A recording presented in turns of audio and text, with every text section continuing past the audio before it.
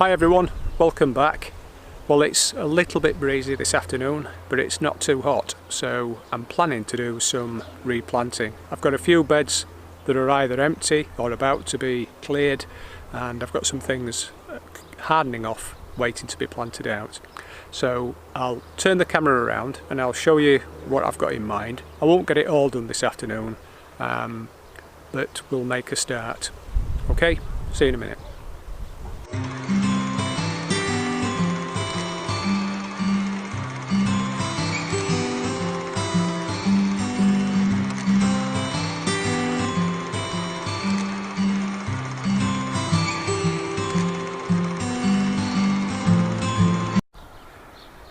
And here we are on the second plot. This is the first allotment that we took on about 7 years ago, and as you can see it's divided into 4 large beds. The beds are about 24 feet long and about 13 feet wide, and the bed just to the right of me here is the legume bed. Now we've still got some productive peas in front of us here and some beans that have yet to flower and produce. But just to the left here, you can see that the first row of Mangetout and the first row of Jaguar pea, well, they're done. And there are probably as many weeds now as there are pea plants. So I need to get this area cleared out. Good composting material. And once I've got it cleared, I'll add in some 6x organic chicken manure, and then we'll get some kohlrabi planted. Now it will take me quite a while to do this, so I'm not going to bore you with a long video of me breaking my back and forking this area. So what I shall do though is I'll take you to a bed on the 4th plot where we've got kohlrabi growing, and that's actually just about ready to harvest. So it'll be interesting for you to see how that looks when it's ready to be harvested, and also you'll know then what's going to be planted here. Okay, catch you later.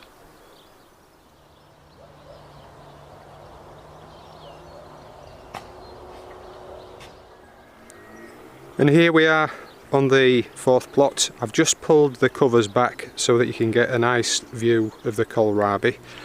I've got 2 different varieties. The names escape me at the moment, but one's a green and one's a purple, and they look absolutely stunning. All of the brassicas have been great this year, the broccoli, the cabbage, and now the kohlrabi. And if we get a little bit closer, you can see what these look like. These are still considered to be quite exotic by some people. A lot of English people have not really tried them. They're grown on the continent, and they're relished by people that eat at restaurants. It's always seen as a delicacy. And it's quite an interesting plant in terms of its growth. It's like a little bit of a Sputnik satellite with upright foliage, and I describe it probably as a cross between a radish and a turnip, but very sweet. There's no bitterness to this at all. And I've got a penknife on me, and if I got a free set of hands, I could peel one of these now and eat it like an apple. It's that sweet. We tend to eat them in stir fries, but we do also eat them as a separate vegetable, along with anything else that we happen to be eating. So as I say, I'll just put my hand at the side so you can see how big and beautiful this thing is. And they're at various stages of development.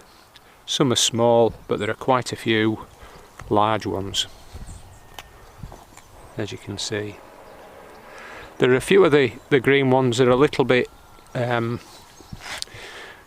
shall I describe it, non-starters. There's one there and there's one over the other side. Sometimes what you might describe as a blind plant with not much evidence of a bulb.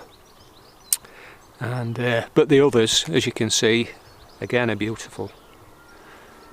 And there's probably, I would say, about 10, a dozen that are of a size where we could take them.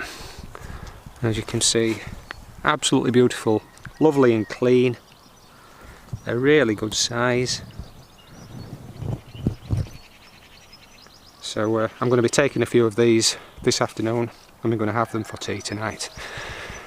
But yeah, I think they're about 24, 12 green and 12 purple. We have taken one already,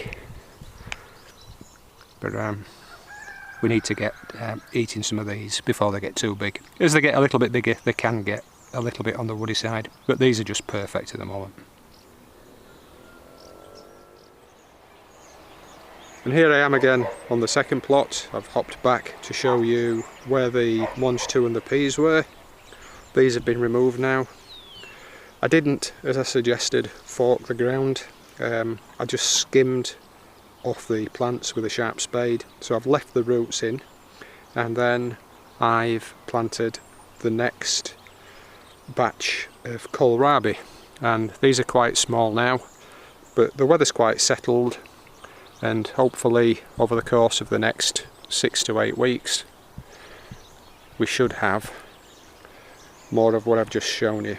And I can't remember whether these are green or purple, but it won't really matter. There'll be a bonus crop, maybe around the start of September. To the left I've still got a little bit of bare ground, and you can see how dry it looks. This is the dug allotment, and I might just chance my arm and plant a narrow flat bottom drill with dwarf French beans, so that we've got some more to follow on after these ones here. And you can see these are quite established. I did also do a fourth drill of pea. This actually is the purple Shiraz Mangetout pea. So that's the peas done and dusted and replanted with kohlrabi.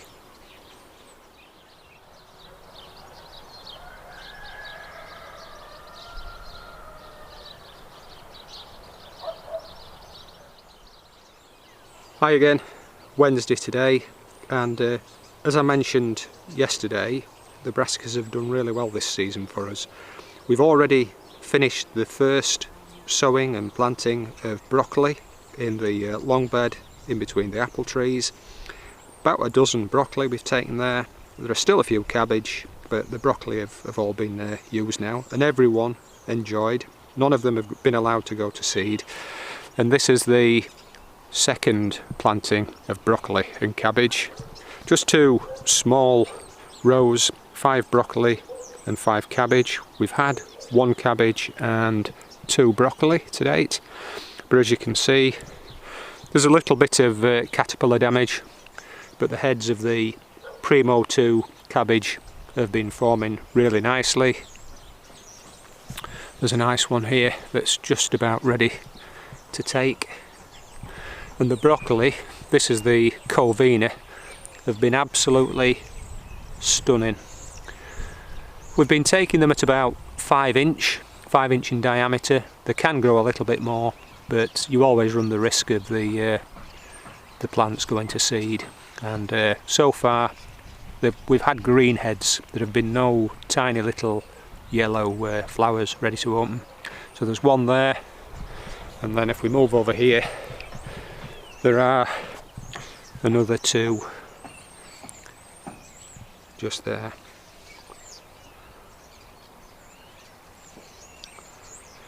So a couple of these are going to be picked this evening, but there are also some more broccoli that are just coming online, and they are the Iron Man. And these look absolutely fantastic. This is a variety that I know Nigel of Muddy Boots YouTube channel. These are a variety that he grows, and the heads here are about 6 inch in diameter, and if I just pull back, these are in the large cloche, and we've got 3 rows in here.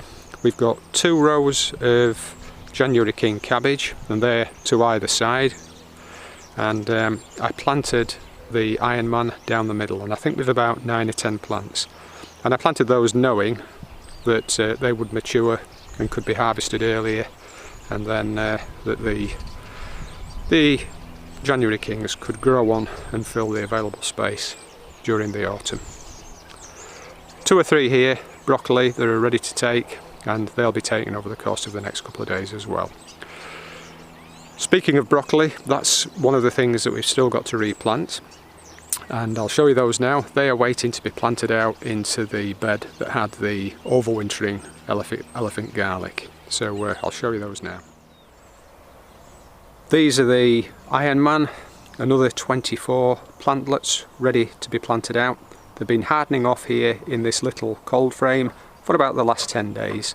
The cold frame's only about 2 meters by 1 meter, but the plants don't stay here very long. They're always in transit, as it were, and it serves us really well.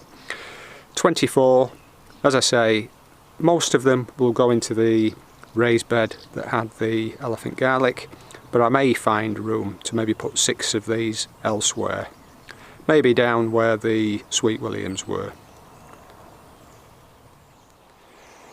That's the cold frame. Not very substantial, but as I say, really useful. And if I just turn to the right, you'll see the second swathe of potatoes in pots. All of the second earlies have been eaten now. They were sown in March, as I say, second earlies, all gone, all enjoyed, all beautifully clean, as you've seen in previous updates. And all I've done here is planted, I think, probably another 10 pots of potatoes. Some of them are some of the seed potatoes that were left over from the first sowings. The 5 pots here at the front, they'll be the Christmas potatoes, if you want to call them that. They'll probably be ready for harvesting in September, the end of September, maybe mid-October, but the tops will have died off by then, and they'll just stay in the pots, and then we'll have those at Christmas. The ones at the back are potatoes that were from last year. I had a bread tray in the barn covered with a potato sack, and they formed some really nice chits, and these went in probably about 4 or 5 weeks ago. So although they're very substantial, they've really benefited from the weather. They'll not have much in the way of potatoes underneath, and I think the potatoes are Picasso, so there's a rather large 40-45 litre pot on the end there, and I think that's got 4 potatoes in, and the others have got 2 or 3. And then just down at the bottom here on the left, these 2 pots where the potatoes have just broken ground, I think they may be Pentland Javelin, because I had a few of those left as well. So all the seed potatoes have been used now, and as I say, we've got another 10 here to go at, but we're ready to start now harvesting potatoes in the no-dig raised beds, and they are Kestrel and Charlotte, and I'm going to take you over there now, and we're going to lift the first few roots out of the open ground this season.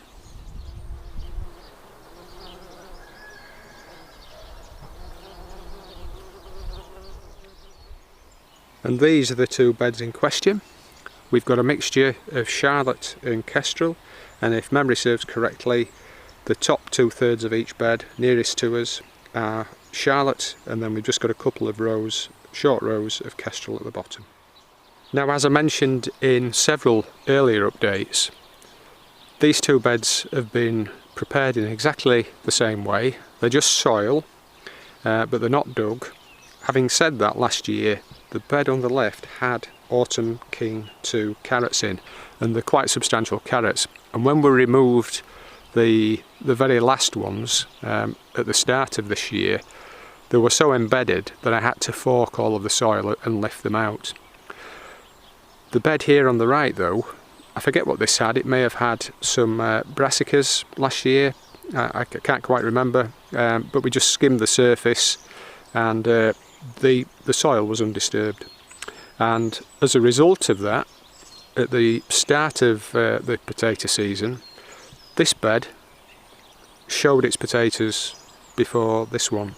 So the tops were already maybe a foot high before the ones on the left had made an appearance.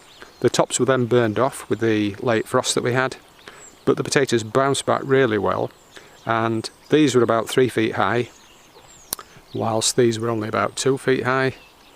And then this bed was the first to get its flowers, and as you can see now, whilst the potatoes on the bed to the left are still quite high and there are still a few flowers, the one on the right, well, the bed here, the potatoes have lost all the flowers and the potatoes are falling in on themselves. These are ready now, and it just shows you the impact that not turning the bed makes. Now, whether that translates into nice potatoes, well, we'll have to see, won't we? The proof of the pudding's always in the eating. But I'm going to start on this bed, I'm going to get the tripod set up now, and then I'm going to lift the first 3 roots at the top of this bed. Well, it seems I forgot my tripod mount, so the chair is the tripod for this afternoon. I've got my pot as usual. I'm going to remove the tops of the first 3 roots and then we'll see what we've got.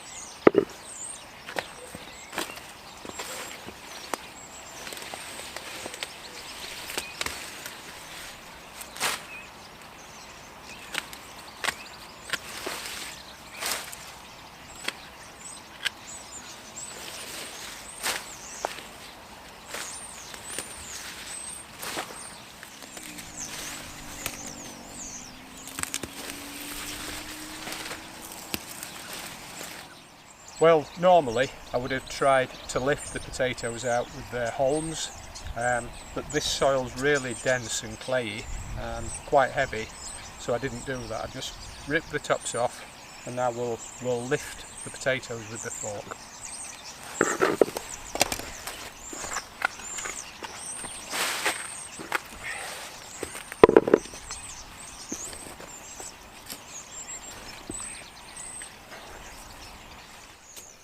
And here we are. All I've done is lightly lifted each root with the fork once or twice, not really turned the soil, and this is what the fork revealed. And we've got a mixture of sizes of potato, but there are some really large ones, as you can see, but they do appear to be really clean. No immediate sign of scab, just soil, which is really heartening to see. So I'm going to get these in the bucket now, turn the soil, make sure we get all the potatoes out, and then we'll have a look at what we've got and we'll weigh them as well. Hi, well, I'm panting now. All 3 roots have been removed. I've not gone into the next row, just this row. They were quite grouped, so I know they're from these roots, and I'm amazed really at the number of potatoes that we've lifted. They're all clean. I have managed to skewer maybe about 7 or 8, and a couple I've just sliced clean in half, but there's some really big ones amongst them, and as I said, they are all clean. There's no scab that I can see anywhere on any of the potatoes. These are Charlotte, and it just shows you what kind of size you can reach when they're left in the ground. These were planted, I think, around about the last week in March, so that's March, April, May, June, July. They've probably had about 15 weeks, and they're normally ready to pick at about 11 weeks, but it just shows you what you can achieve. Now I'll hazard a guess, I'm normally miles out as to the weight, but I would think that we've got probably about 15 pounds here from 3 roots, which is fantastic. As you can see, the soil's quite dry, but we've had lots of rain, prolonged drizzle over the last few weeks, and clearly they've benefited from it. All the tops are still healthy, although they've started to die back a little bit, and that's reflected in the quality of the potatoes. So it just shows you that whilst you can pretty much be guaranteed, not always, but pretty much guaranteed of having clean potatoes when you grow them in pots, you can also get them in good soil as well. And all that was added to these potatoes was a handful of fish blood and bone. I just used a trowel you could use a bulb planter. Dug out a circular hole, like a golf course hole, maybe 9-inch deep, 2.5, 3-inch wide. Mixed 1 handful of fish blood and bone in with the soil that was removed, and then that soil was returned to the hole on top of the seed potato. So this is a result from 3 seed potatoes. Fantastic, I think. And if the rest yield the same kind of quantity, we're going to be getting a lot of potatoes from this bed. My cousin's going to come down this afternoon and take some, and I think they're about 9 rows. So 9 times 3 is 27. If I get £15 or £12, something like that from these, times that by 9, well, that's over £100 in weight from a bed that's 6 feet by 13 feet. So we'll get them weighed. I'll stop talking, and we'll see what we've got. The buckets are now empty, and this substantial carrier bag is full. It looks like half a sack.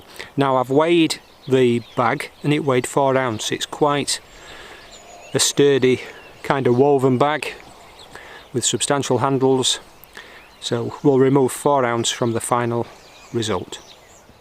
Well, I hope you can see that okay. It looks like we've got 20 pounds. It's not going to steady, I don't think, because it's so heavy and my hand's shaking. It's steadied at 19.57. Fabulous reveal, really, for the first potatoes of the season out of the ground. I'm going to have to put it down now, it's so heavy.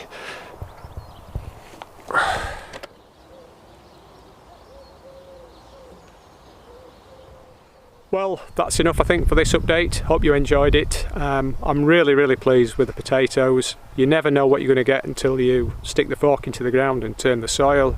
But this year, despite a dry start to the season, the rain that we've had over the last couple of months has really paid dividends, and we've got some beautiful Charlotte potatoes. They're clean, there's no scab, and we've got close to £7 per root, which can't be bad, can it?